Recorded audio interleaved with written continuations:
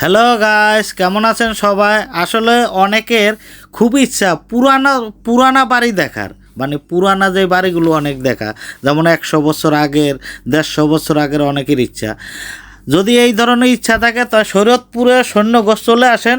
এটা পুরানা বাড়ি, অনেক পুরানা বাড়ি দেখবেন। এই বাড়ির ভিতরে ইটার সাথে কিভাবে বট গাছ হয়ে রয়েছে, এত বড় বড় বট গাছ হয়ে রয়েছে বলার বাইরে।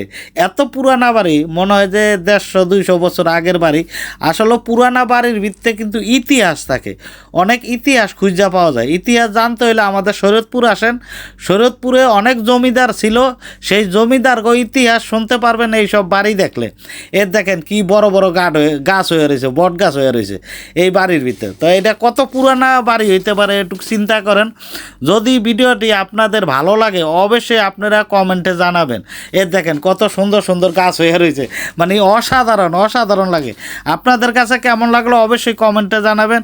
আর যদি কোনো ইতিহাস জানতে হয় শরীয়তপুর আসেন, পুরানা জমিদার বাড়ি দেখতে হলে শরীয়তপুর আসবেন। সবাই ভালো থাকবেন, আল্লাহ হাফেজ। ভিডিওটি ভালো লাগলে শেয়ার করে দিবেন।